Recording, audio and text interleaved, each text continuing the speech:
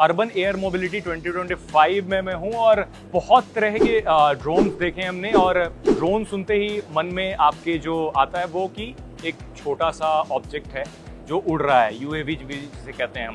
But यहाँ जो मैंने देखा, बड़े बड़े ड्रोन्स के प्रोटोटाइप रखे हुए हैं जो 1 टन तक का पेलोड उठा सकते हैं। यानी कार को उठा करके उसमें 4 लोग भी हों तो भी ड्रोन एक जगह से दूसरे जगह पे ले जा सकता है। Quite interesting. बहुत सारी कंपनियां ऐसी हैं जो इस पे काम कर रही हैं, कुछ लिमिटेड कंपनीज भी हैं इसमें, और कुछ कंपनीज हैं जो शुरू कर रही हैं, इनिशियल स्टार्ट ले रही हैं। ब्लूजे नाम की एक कंपनी है जिन्होंने विटॉल तैयार किया है बेसिकली, जो vertical take off and landing कर सकता है।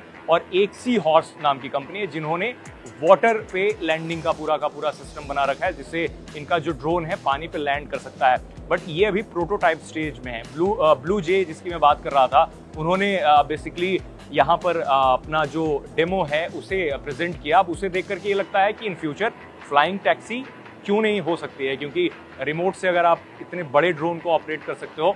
इनफैक्ट इनका जो ड्रोन है वो ऑटोनोमस भी उड़ सकता है। आप उस पर फ्लाइट पाथ सेट कर सकते हैं, फिर उसके बाद वो ड्रोन उड़ सकता है। इन्होंने यहाँ तक क्लेम किया कि 3 से 400 किलोमीटर तक इनका ड्रोन जा सकता है।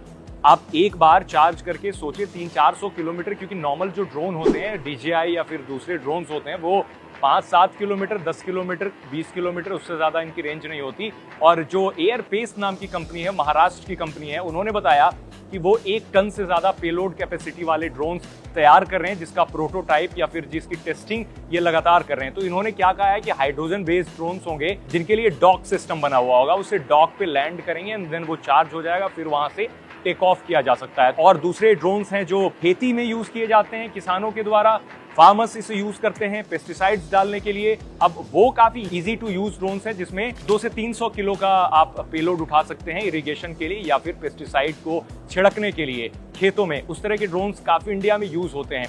बट हमेशा एक क्वेश्चन रहता है ड्रोन्स को लेकर के, इंडिया में कितना रोबस्ट सिस्टम बना हुआ है। तो कई सारे जो फाउंडर्स हैं